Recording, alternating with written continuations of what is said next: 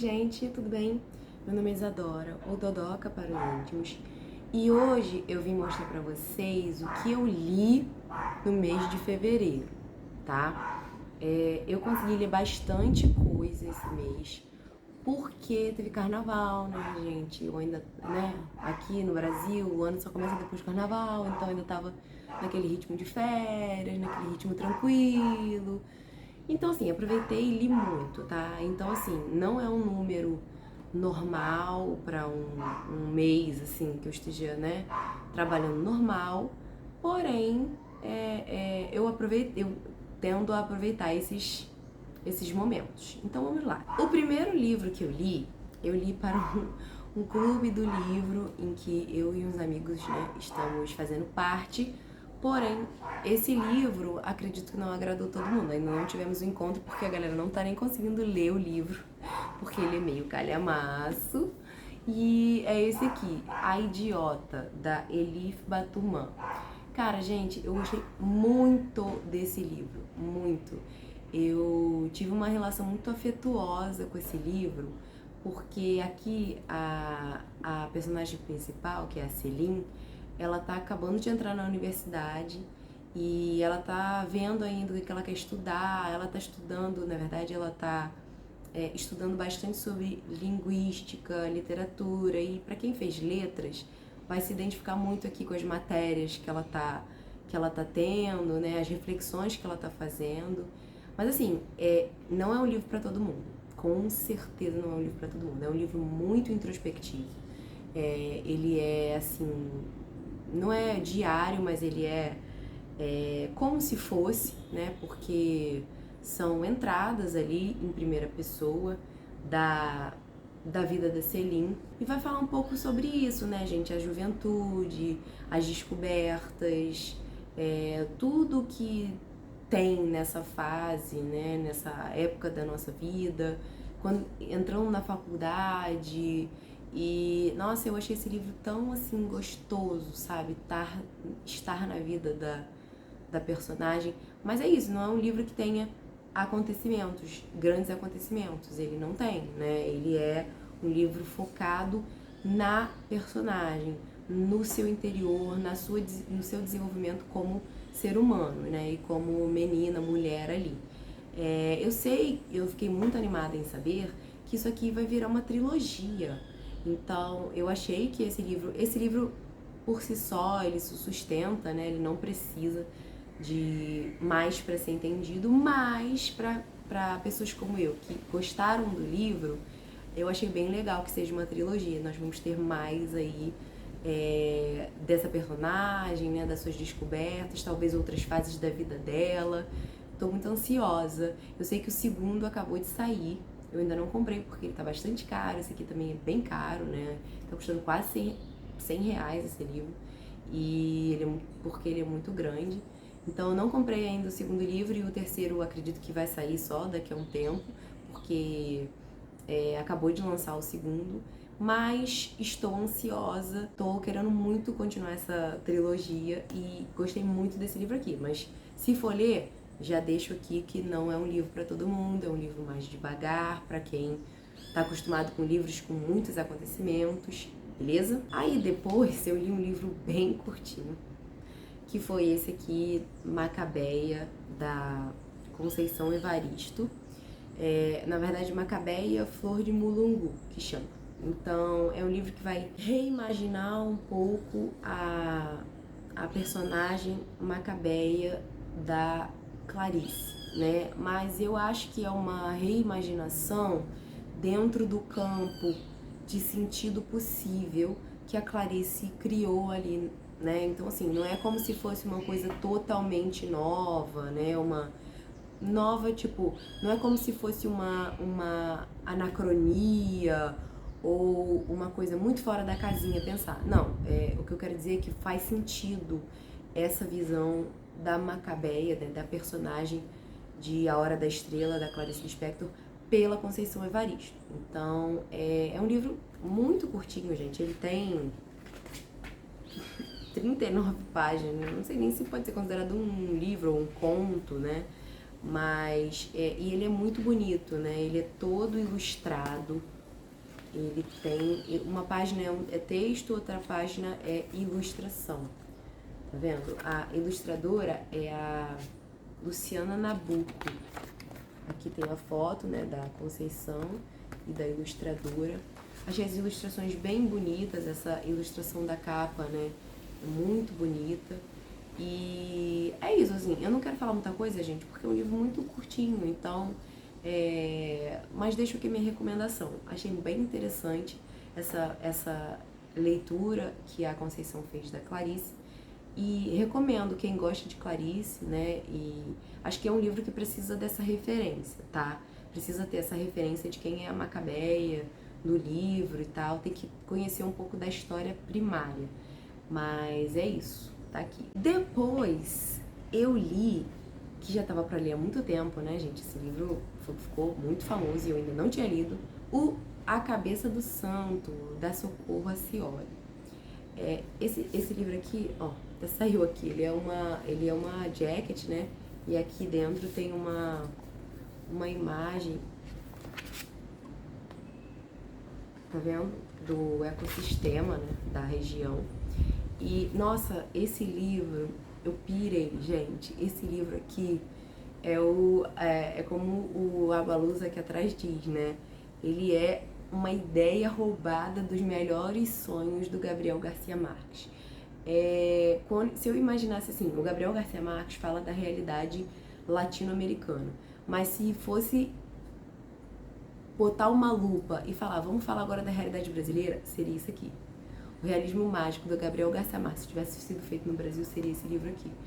E a Socorro Acioli, ela fez um curso, né? Essa ideia foi de um curso que ela fez com o Gabriel Garcia Marques em Cuba. Imagina que sonho, né? Ela estudou, ela teve essa oportunidade, né? Esse privilégio de fazer esse curso com ele. E ela conta aqui, né, que ao dizer para ele que ela tinha essa ideia a partir de um fato real, que é a cabeça, né? Essa cabeça do santo, que é uma estátua oca, existe de verdade? E o Gabriel Garcia Marques ficou chocado. Ele falou, não, peraí, a cabeça existe, não é o homem que existe? Ele achou isso muito fascinante, né? E realmente é muito fascinante, porque aqui a gente vai ter a história de um homem, que é o Samuel, que ele vai em busca do pai. Então tem uma coisa meio Pedro Páramo, né? Quem conhece esse livro, também essa coisa da busca do pai. Ele vai em busca do pai para uma cidade, né? Lá no sertão do Ceará.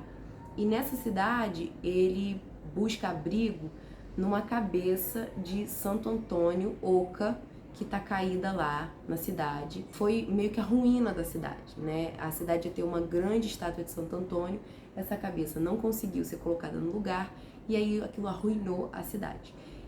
O Samuel vai entrar nessa cabeça para se abrigar e dormir e ele começa a escutar as mulheres falando com Santo Antônio.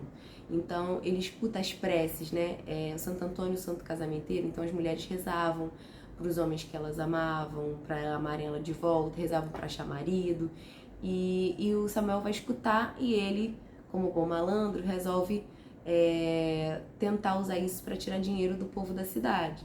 Porém, né, a gente vai descobrindo certas coisas que é muito legal, gente. Eu só tenho a dizer que, tipo assim, eu gostei muito desse livro. Ele tem uma ideia sensacional, a materialização também é sensacional, porque às vezes a gente tem sinopses muito boas, ideias muito boas, que na hora do vamos ver não ficam tão boas. Mas esse livro é muito interessante, é muito legal. Ele é curto também, né? Você lê rápido. Nossa, eu gostei muito, assim. Ele entrou para um dos favoritos do ano.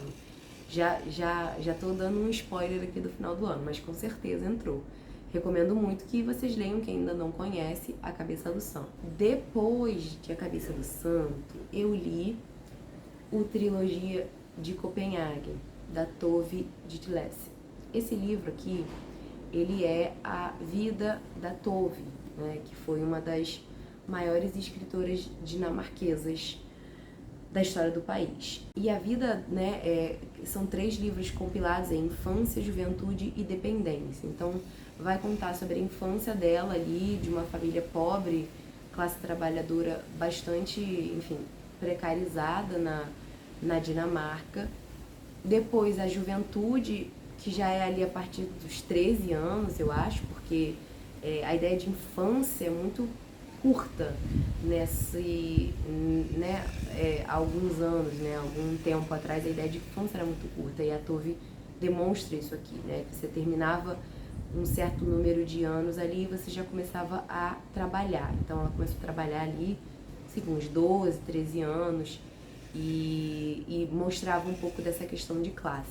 E por último, dependência, né, gente? Essa última parte do livro é muito angustiante, porque vai falar sobre a dependência dela de opiáceos, né? Então é muito complicado ler, sério, assim, dá um mal-estar mesmo ler sobre a dependência dela. Então, se alguém tiver algum problema com dependência, eu acho que não é bom ler esse livro, porque, enfim, pode dar algum tipo de gatilho, mas é muito incômodo, sabe? Você vê tão cru ali uma dependência, um problema, a autodestruição e a destruição da conjuntura à volta dela. Então, mas assim, o livro não termina nesse tom negativo, né? Ele até dá uma melhorada, ele fica um pouco meio com uma luz no fim do túnel, mas é um livro assim meio pesado, mas eu gostei bastante desse livro. Eu achei que a Tove aqui me lembrou até um pouco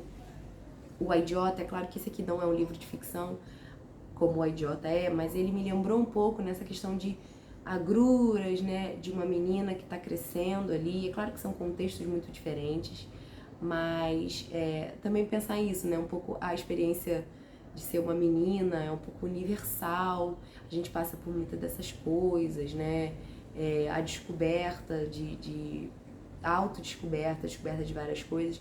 E aqui ela vai narrar bastante também essa vontade de ser poeta, de ser artista, e como que estar na classe social dela, né, atrapalhou muito isso. Isso não era uma coisa que seria facilmente alcançável, e ela conseguiu, né, ela conseguiu ter esse êxito na profissão que ela queria, contando então um pouco dessas questões da vida dela. Eu achei bem interessante, mas assim, fica aqui, né, o cuidado para quem tiver algum problema com isso, porque realmente é bastante pesado quando ela narra a questão das drogas, mas é um livro incrível, né, um livro incrível, memórias, que eu gosto muito de ler memórias, e eu achei isso aqui incrível mesmo. Depois, né, eu acho que eu fiquei com o Gabo na cabeça, depois de ler o livro da Socorro Racioli.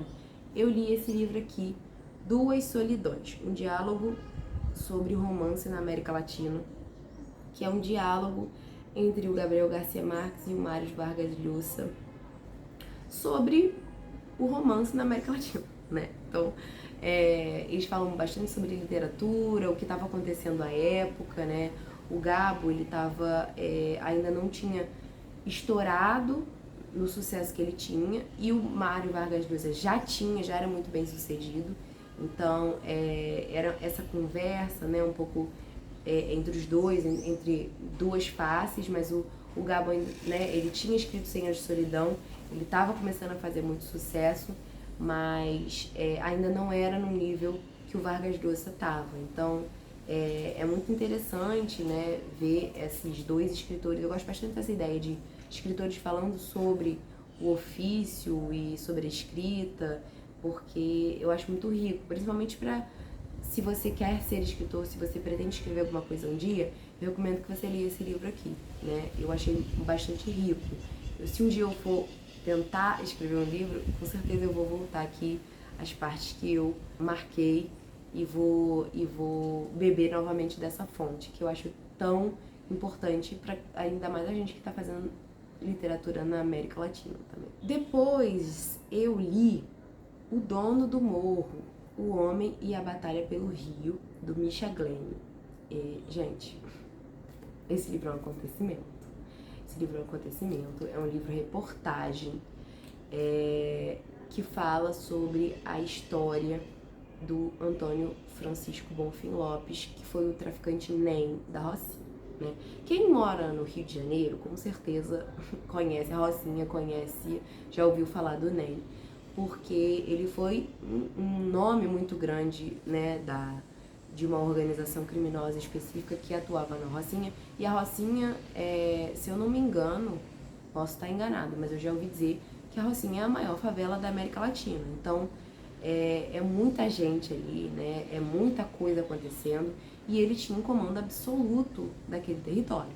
E aqui vai contar, né, gente, a história dele, né? Basicamente, a ascensão, como ele entrou no crime. Então, o Nen entra no crime por conta da filha dele, porque ela tem uma doença muito rara, uma doença que eu acho que ela foi a primeira paciente confirmada no Brasil com essa doença. E aí ele, né, ele era um trabalhador normal, morava na Rocinha, precisava de dinheiro, né, para arcar ali com todas as questões da filha dele, e ele foi pedir dinheiro ao dono, né, ao dono do morro na época, que emprestava dinheiro e tal, e ele acabou, para pagar essa dívida, indo trabalhar pelo tráfico. Então ele sai do emprego que ele tinha, começa a trabalhar no tráfico, e a Rocinha, né, ali nos anos 90, viveu uma época de bastante instabilidade, até o Rio de Janeiro todo, né, porque você tinha uma disputa territorial muito grande até hoje, mas hoje em dia tá meio que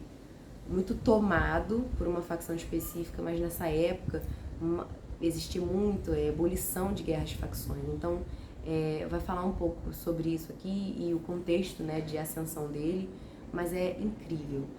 Todo mundo que mora no Rio de Janeiro tinha que ler esse livro, né? Todo mundo que é brasileiro tinha que ler esse livro para entender certos contextos, né, gente? Eu acho muito interessante como esse jornalista, o Michel Glenn, ele coloca o Nen como um ser humano, né? Ele não é herói da sua história, ele não é o vilão da sua história. Ele é um ser humano. E eu achei muito interessante isso, porque ele traz aqui várias questões, né? Vários problemas, é óbvio, várias, né, questões, decisões questionáveis, enfim, crimes cometidos, mas ele também traz percepções de um homem que não era um homem ruim, comandando uma organização criminosa, né? Então é uma dualidade muito interessante de fazer a reflexão, né, gente? É claro que nada é justificativa, né? Ele em nenhum momento justifica os crimes, justifica a escolha, nada disso. O que ele vai fazer é mostrar pra gente que é muito humano o erro, né? Em qualquer proporção, ele é muito humano. E esse livro aqui, então, eu achei incrível por causa disso, né? E na verdade, isso aqui é uma bíblia para quem quer entender um pouco as dinâmicas do crime do Rio, que acontecem e que estão rolando até hoje. Então, além, né, da história do Nen e da Rocinha, ele fala um pouco também das organizações criminosas, né, dessa ascensão da cocaína no Rio, de como essas organizações ganharam fôlego aqui. Fala um pouco de várias facções que estavam lutando pelo comando e também um pouco sobre outros crimes, né, que aconteceram. E assim, eu acho que o cerne desse livro, que é muito interessante e que eu acho que todo mundo que mora no Rio conhece e sabe, é que o crime organizado, ele não consegue existir sem a corrupção policial, né? Então, aqui isso fica muito claro, tá, gente? Isso fica muito claro. O crime organizado, ele só existe porque existe uma máquina, um sistema em vigor que o alimenta e o retroalimenta, inclusive a polícia e o Estado como um todo. Então, é muito rico esse livro, eu recomendo muito. Por último, eu li O Desonra, do Coetzee. Quem lembra do meu vídeo de 30 livros para ler antes dos 30, gente, aquele projeto anda a passos de tartaruga, tá? Eu não consegui ler os livros né, o número de livros que eu tinha determinado para ler em cada ano para eu conseguir terminar esse projeto, mas sem neurose. Eu tô lendo, tô vendo onde vai dar, né? Então, esse livro aqui estava naquele projeto, um livro que eu já queria ler há um tempo. Ele é um livro de um ganhador do Nobel. Esse livro aqui acho que ganhou o Booker Prize também. Eu não sabia, né? Na verdade eu sabia, eu achei que eu sabia sobre o que era esse livro, mas eu estava errada. Eu achei que esse livro fosse sobre uma queda moral de um homem, né? E ele de certa forma é.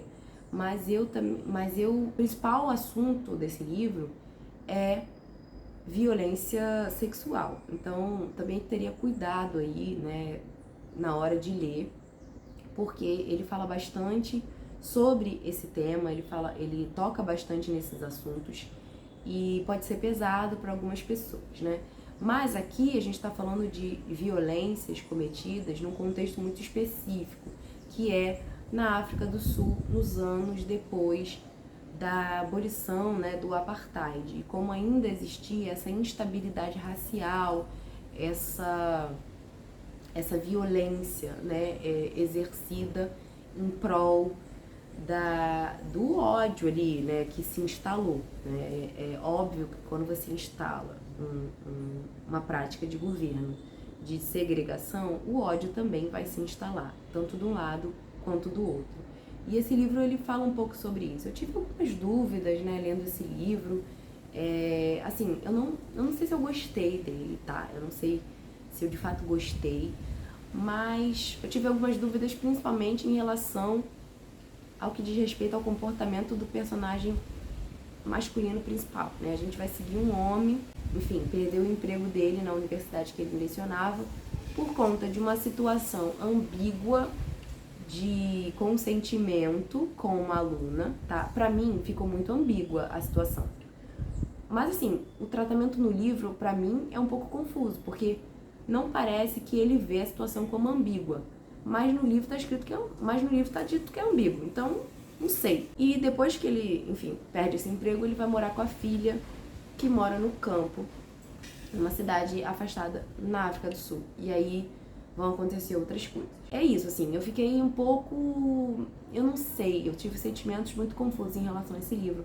Não sei se eu gostei dele, acho que tô mais pra não gostei, mas por causa das temáticas e tudo, do que gostei, tá? Mas se alguém já tiver lido, comenta aí o que você achou, ou se você entendeu diferente de mim, tá? Bom, gente, foi isso. Esses foram os livros que eu li no mês de fevereiro. E o livro que eu estou lendo atualmente, eu vou mostrar também, que eu comentei no meu vídeo sobre o filme do Morro dos Ventos Uivantes. Eu comecei a reler o Morro dos Ventos Uivantes, eu tô aqui mais ou menos um pouco depois da metade, né? E eu tô relendo. Ai, que delícia reler esse livro, gente. Foi a melhor decisão que eu tomei. Porque eu fiquei tão, assim, enojada com aquele filme, que eu falei, não, eu preciso voltar ao texto original pra, né, trazer essa história pra frente da minha mente. E foi a melhor decisão que eu tomei. Nossa, eu tô saboreando essa releitura, sabe? Eu tô lendo, assim, devagar, saboreando. Nossa, relembrando o que eu senti quando eu li da primeira vez e sentindo novas coisas, né? Eu acho que tá crescendo muito esse livro pra mim na releitura. Muitas coisas eu tô internalizando de formas diferentes de quando eu li pela primeira vez. Então tá sendo ótimo. Mas no próximo mês eu falo mais sobre o livro em si, né? Quando eu terminá-lo. Agora sim, gente, foi isso. Espero que vocês tenham gostado do vídeo. Se você já leu algum desses livros, comenta aqui. Deixa o like no canal, se inscreva, compartilha esse vídeo para outras pessoas também assistirem o canal. Eu já avisei, eu agora tô tentando postar vídeos toda semana, então eu tô tentando seguir esse cronograma. Podem esperar um vídeo toda semana. Se não acontecer, foi por causa de algum imprevisto, geralmente relacionado à saúde ou trabalho. Então, é isso, gente. Até a próxima e um beijo!